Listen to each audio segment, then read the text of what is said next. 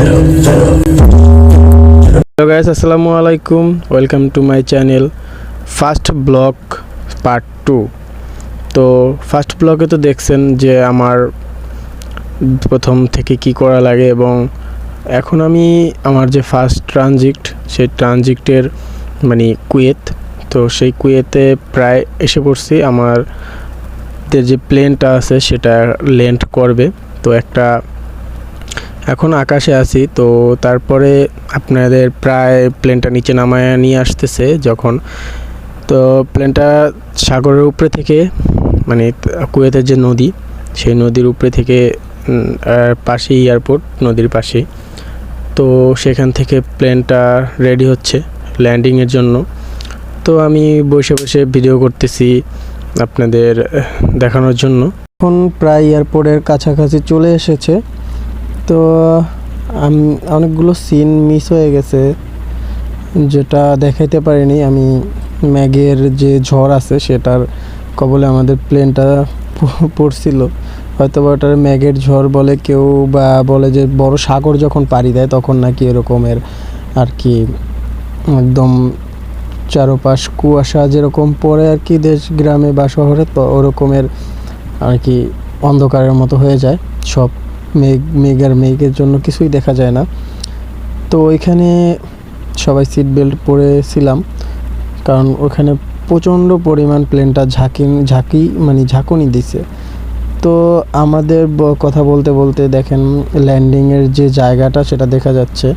আর কুয়েতের এয়ারপোর্টটা অনেক বড়, যেটা না দেখলে না, অনেক অনেক বড়।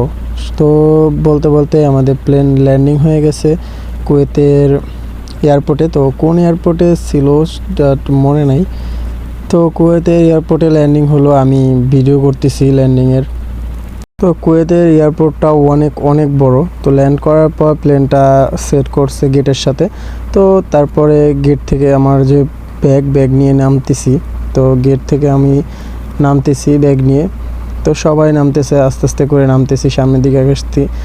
তো বলে রাখা ভালো যে আমার কতগুলো ফুটেজ মিস্টেক হয়ে গেছে, যে আমি ওইখানে আমি যখন গেট থেকে নামার পর আমার এই সাইডে না, যে সাইডে এখন ভিডিও দেখতেছেন, এটা হচ্ছে গিয়া যেখানে আপনার অনেক ধরনের, এটা একটা মল সিস্টেম, শপিং মল সিস্টেম আর কি।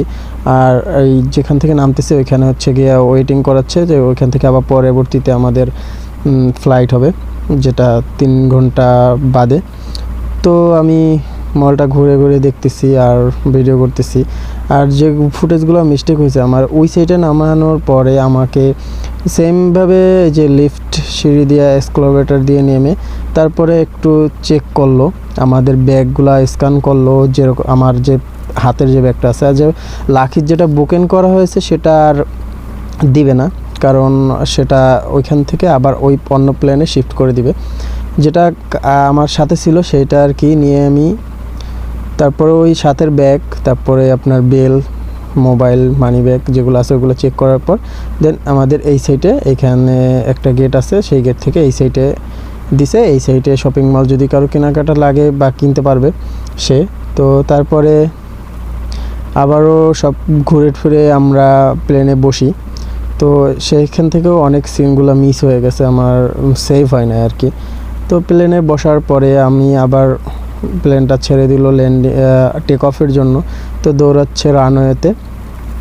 তো ওইখানে ট্রানজিটে কোনো কিছুই দেখে না, শুধুমাত্র সাথের ব্যাগ এবং ওইগুলো বেল, তারপর মানি ব্যাগ, মোবাইল, এগুলো চেক করে। যেরকম প্রথম যখন বাংলাদেশ থেকে ঢুকছিলাম প্লেনের যখন লাস্ট আর কি ওয়েটিং রুমে যেরকম চেক করে সেরকমের। তো বলতে বলতে প্লেনটা টেক অফ করে উপরে চলে এসেছে আকাশে। তো এখান থেকেই আমাদের আবার কুয়েত থেকে আমরা চলে যাব সৌদি আরব জেদ্দা এয়ারপোর্টে আর কি। তো কুয়েতের এয়ারপোর্টটা অনেক সুন্দর, যে শ্যুটগুলো মিস না হয়ে গেলে অবশ্যই দেখাইতে পারতাম। তো এটা হচ্ছে কুয়েতের রাস্তা, যখন আমি উপরের দিকে উঠছি তখন আর কি। তারপরে কুয়েতের উপরে থেকে আমরা এখন জেদ্দা চলে যাব। আর ট্রানজিটে কোনো কিছুই না, শুধুমাত্র চেকটা করার পরে আপনারা 3 ঘন্টা আর কি ওয়েট করতে হবে। তারপর আপনাদের আবার বিমান যেটা আসবে সেটা কানেক্ট করে দিলে ওইখানে উঠে বসলেই আবার নিয়ে আসবে। তো ভিডিও করতেছি এবং পাশে যারা ছিল তাদের সাথে আমি কথা বলতেছিলাম, ভিডিও করতেছি। তাই এর ভিতরে দেখতেছি যে আপনার এই যে স্টেডিয়াম কুয়েতের, তো এখানে অনেকগুলো স্টেডিয়াম ছিল একসাথে নতুন করতেছে, তারপরে করা আছে প্রায় 3টার মতো স্টেডিয়াম দেখলাম। তো স্টেডিয়ামগুলো ভালোই, আসলে আরব কান্ট্রি যেগুলো আছে সেগুলো তো গরম বেশি, তাই আর কি স্টেডিয়ামগুলো সব লক করা মানে এসি সিস্টেম। মেনু কার্ড দিয়ে গেছিলো, সাথে যে কার্ডটা দেখছেন ওটা মেনু কার্ড, তারপরে কী কী লাগবে আর কি। তো তারপরে আমি যেটা বললাম ওটা দিল, একটা বাটার নান, তারপর একটা রুটি, তারপর বাটার, খেজুর, এটা হচ্ছে খেজুর, সৌদি আরবে যেটা যায় ওটা খেজুর দিবে, ওটা অর্ডার করা লাগে না। তো শুধু মূলত রাইস আর আপনি ডেজার্ট সিস্টেমে কী খাবেন সেটা আর কি।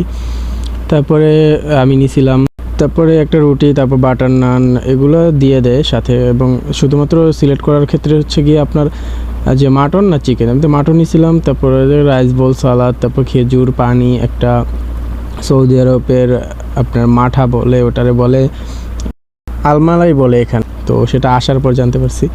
তো এরকম খাওয়ার শেষে তারপরে আবার ল্যান্ড করলো, ল্যান্ডের ভিডিও মিস্টেক। তো তারপরে 4 নম্বর টার্মিনাল থেকে নেমে আমরা অল্প বেশি না 2 মিনিট হাঁটছি। তো সেখানে হাঁটার পরে একটা সোজা একদম স্মুথলি একটা এক্সক্লোভেটার ছিল, সেখান এক্সক্লোভেটার করে নিয়ে তারপরে একটা বুলেট ট্রেন সিস্টেম আর কি, যেটা করে নিয়ে চলে যাবে ইমিগ্রেশনের সামনে একেবারে। তো সেটা ট্রেনটায় উঠলাম, তারপর ছেড়ে দিল। তো বিশাল মানে অনেক বড় এয়ারপোর্ট, এখানেও ইমিগ্রেশন আছে। তো আমাদের নিয়ে যাচ্ছে যেখানে কাউন্টার, সেই আমাদের যে কাউন্টারটা থাকবে সেই ইমিগ্রেশনে। তো ট্রেনে করে আমাদের নিয়ে যাচ্ছে আর আমি ভিডিও করে দেখতেছি। আর এত সুন্দর যে সৌদি আরবের এয়ারপোর্ট জেদ্দাটাও অনেক বড় এবং অনেক সুন্দর, ভিতরে শপিং মলও আছে। দেন সেটা হচ্ছে যারা ট্রানজিট করে তারা পাবে। এবং তারপরে একটা ট্রলি ম্যানেজ করলাম, ট্রলিটা মানে খুঁজে নিয়ে আসলাম। ট্রলি নিয়ে আসার পর ট্রলিতে আমার ব্যাগটা রেখে, সাথে যে ব্যাগটা ছিল, ট্রলি দিয়ে বেল্টের সামনে যাচ্ছি যে এখানে আমাদের মাল আসবে।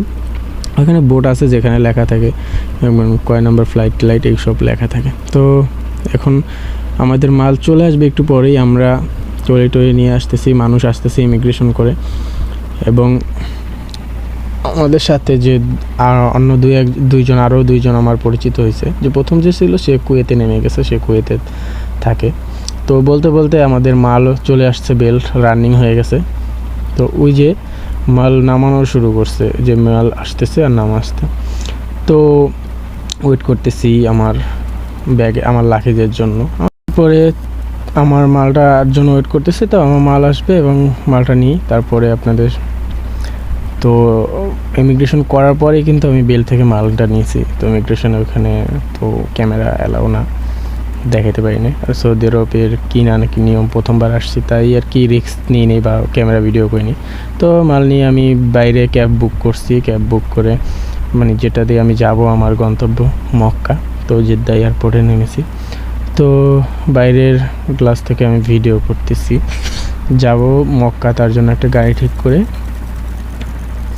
আর ধরেন গাড়ি ঠিক করতে আপনি হিন্দি বা ইংলিশ জানলেই হবে, তো হিন্দি বা ইংলিশ বললে হবে, আরবি না জানলেও হবে, সমস্যা নাই। তো তাহলেই হবে। এখানে পাকিস্তানি, সৌদি আরব, বাঙালি ভাই সবাই আছে, অনেকেই আছে ক্যাব যারা চালায়। আর আমার ড্রাইভার ছিল হচ্ছে গিয়ে একজন পাকিস্তানি। তো পাকিস্তানি ভাইটা অনেক ভালো ছিল। তো গাড়ি ঠিক করে আমি যাচ্ছি আমার গন্তব্যস্থানের দিকে। কোনো সৌদির ক্যাব ঠিক করেন তো সমস্যা নেই, তাদেরকে ইংলিশ বললে যে আপনি কোথায় যাবেন এটা বললে তারা বুঝতে পারে। তো আমি গাড়ি ঠিক করলাম, দরদাম করলাম এবং কাকার ফোন দিয়ে জিজ্ঞেস করলাম যে কত কি হইতে পারে এরকম আর কি। কাকা ফোনে কথা বললো ড্রাইভারের সাথে, কোথায় নিয়ে যাবে সেই ঠিকানাটাও দিয়ে দিল। তো আমি যাব মক্কা, প্রায় 100 কিলোমিটার দূরে। তো এরকম ভিডিও করতেছি আর আমার গন্তব্যস্থল হচ্ছে মক্কা। তো এরই ভিতরে আমার যে বাংলাদেশ থেকে 6000 কিলোমিটার দূরে, আমি ট্রানজিটের কারণে 3 ঘন্টা আর কি বেশি যায়, সেখানে আমি সকাল 10:30 আমার ফ্লাইট ছাড়লো। আর আমি সৌদি আরব টাইম সন্ধ্যা 6টা কি 6:30টায় পৌঁছেছিলাম। তো ভিডিও করতেছি গাড়িতে বসে বসে সামনে। আর আমাদের যে যাব যেখানে সেটা হচ্ছে আমার মক্কা একদম যে হারাম শরীফ আছে, যে মানে কাবা শরীফ, সেই কাবা শরীফে থেকে 2-3 মানে 4-5 মিনিট লাগে কাবা শরীফ যেতে, ওইখানে হচ্ছে বাসাটা। তো গাড়িতে বসে সৌন্দর্যতা উপভোগ করে ক্লান্তি শরীরে যাচ্ছি, আর বাংলাদেশের মায়া স্মৃতি সব কিছু ভুলে তো চলেই আসলাম। এখন নতুন করে মায়া স্মৃতি তৈরি করতে হবে, যাতে ভালো একটা পজিশন বা যে স্বপ্নটা নিয়ে আসছি সেটা যেন পূরণ করতে পারি।